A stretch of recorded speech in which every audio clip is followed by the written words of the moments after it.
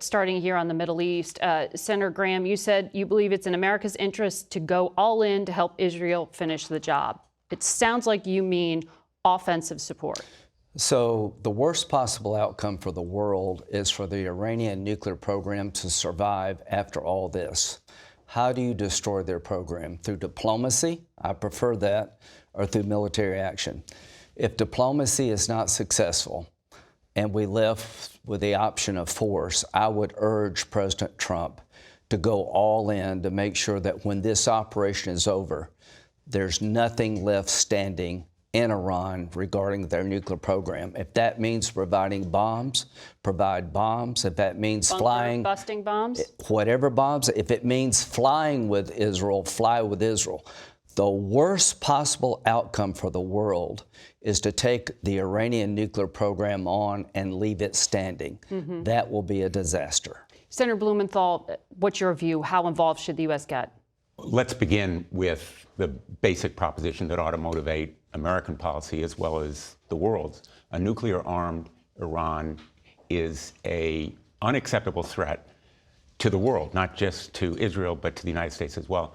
And I support Israel's right to defend itself against this existential menace. I'm very concerned right now about United States personnel in the region, our servicemen and women, but also the civilians that are there. I'm getting phone calls from families in Connecticut who are deeply worried about their children who were there, about the hostage families.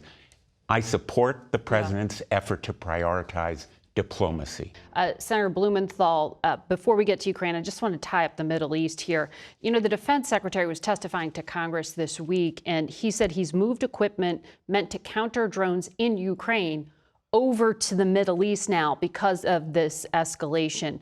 What more is needed to protect U.S. personnel? We need to move assets, and we've done so, not only to protect U.S. personnel, but also to enable Israel to defend itself against Iran's retaliation. But I think that the president is right to try to bring the two sides together. There is a deal that's possible here if Iran were to abandon its effort to build nuclear bombs that endanger not only Israel, but the entire regional stability, because all the other Arab nations are going to have nuclear weapons if Iran does as well. But Americans have no interest in a forever war. And so I think we need to be mindful about the priority of diplomacy here and bring the two sides together, as well as protecting U.S. personnel. But Senator Graham, the thing with diplomacy is that the Israeli prime minister is calling for the Iranian people to rise up against the regime, a regime he says is calling for the destruction of his state. It doesn't really seem like there's a compromise there, if it's truly this existential. Is this just leading us towards the outcome you say, which is the United States getting involved in military conflict? Well, this is what I would love for the regime to fall. If you don't, if you want this regime to stay in power, you're wanting people to oppress the Iranian people. You want people to threaten their neighbors, to be the largest state sponsor. Who wants the largest state sponsor of terrorism to stay in place? But regime change is not the policy of the United States. It is not the purpose of this attack yet. But if there's one attack on an American anywhere in the Mideast by Iran, then you'll get regime change. So what are we dealing with? We're dealing with a non-negotiable part of the deal. They can't have a nuclear program that can make a bomb. Diplomacy is preferred, as Dick says, but force may be the only option. And I've said as clearly as I can say, if diplomacy fails, Mr. President, President Trump, you've been great. Help Israel finish the job. Give them bombs, fly with them if necessary.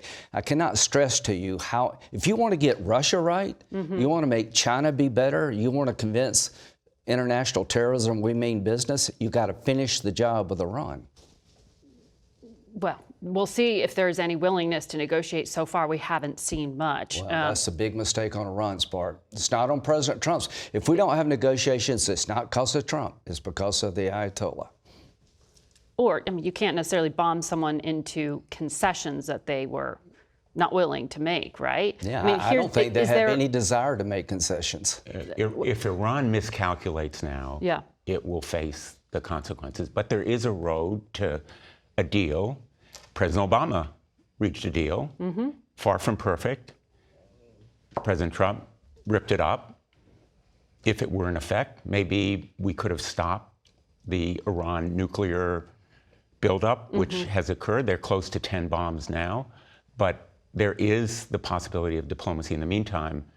The United States ought to provide the means for Israel to defend against this Iranian retaliation. Just to clarify, when you say close to 10 bombs, you mean they would have enough nuclear fuel. But as far as we know from the U.S. assessment, they hadn't made the political decision to turn that into a weapon.